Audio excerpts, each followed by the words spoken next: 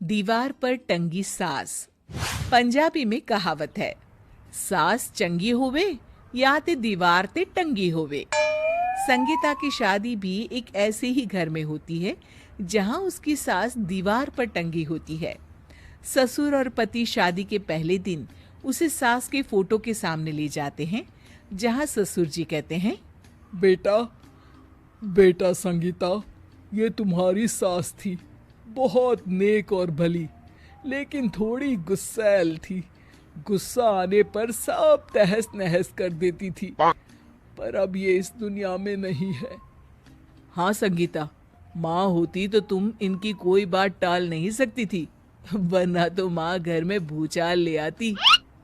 संगीता मन में खुश होती है कि अच्छा है कि ऐसी औरत अब इस घर में नहीं है, लेकिन दिखावे के लिए वो जैसे ही सास की फोटो के सामने हाथ जोड़कर खड़ी होती है, ये क्या? सास उसे देखकर मुस्कुराने लगी। संगीता आंखों को मलकर एक बार फिर से देखती है, लेकिन फिर सास के चेहरे का भाव, भंगिमा यानी एक्सप्रेशन बिल्कुल बदले होते हैं। वो अपने पति और ससुर को कहती है, माँ की तस्वीर तो स्माइल कर रही है। ना ना बेटी, ये कैसे संभव है? जरूर तुम्हें कोई गलती हुई होगी, ऐसा कैसे हो सकता है? लगता है तुम शादी की सारी फॉर्मेलिटी करते करते थक गई हो, तुम्हें आराम की जरूरत है संगीता। खैर, सारे संगीता की बात को इग्नोर कर कमरे में चले जाते हैं। वैसे सास की फोटो पर एक्सप्रेशन एक के बाद एक बदलते ही रहते हैं।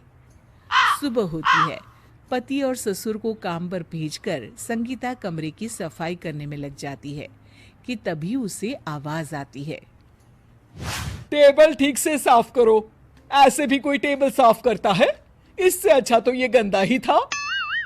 किसी औरत की आवाज सुन संगीता दंग रह जाती है और सोचने लगती है कि आवाज कहाँ से आई। आवाज को नजरअंदाज कर वो फिर से अपना काम करना शुरू करती है, लेकिन इस बार तो आवाज बिल्कुल उसके कान के पास से आती है। मेरा घर है ये। जब तक मैं थी चमका कर रखती थी, हर एक चीज शीशे की तरह थी। तुम्हें तो ना सफाई आती है ना कुछ पता है। क्यों तुम्हें मेरे घर की जिम्मेदारी दे दी गई है? पता नहीं तुम में मेरे बेटे को क्या दिखाई दिया। मैं होती तो एक से बढ़कर एक लड़कियों की लाइन लगा देती। अब संगीता को समझने में देर नहीं लगी कि ये आवाज किसी और की नहीं बल्कि उसकी सास की है, जो दीवार पर टंगी है। वो उसके पास जाती है और कहती है, नमस्ते सासू माँ, मुझे तो कल ही लग रहा था कि दीवार में कुछ काला है।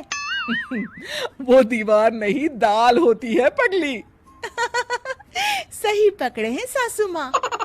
तो क्या हो गया आपको जो आप यहाँ भी चैन से नहीं बैठी हैं? सुना मैंने आपका व्यवहार काफी गुस्से वाला था।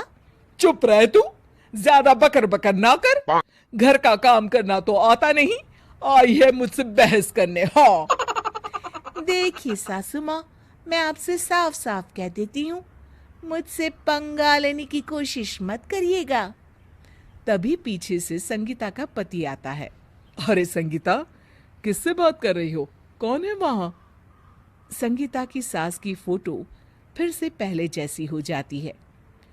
आपकी माँ से कह रही थी कि मुझे काम करना आता।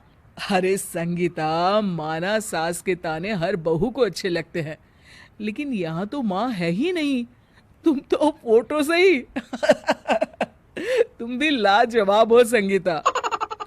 किसी को विश्वास नहीं होता कि संगीता अपनी मरी हुई सास की फोटो से बात करती है।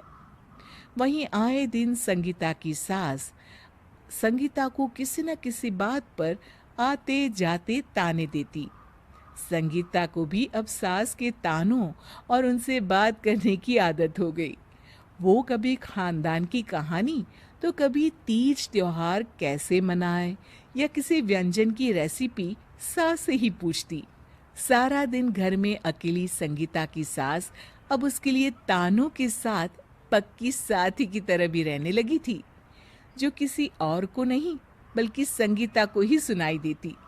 तो देखा आपने, सास बहू का रिश्ता हर रिश्ते से ऊपर होता है, फिर चाहे वो खट्टा हो या मीठा।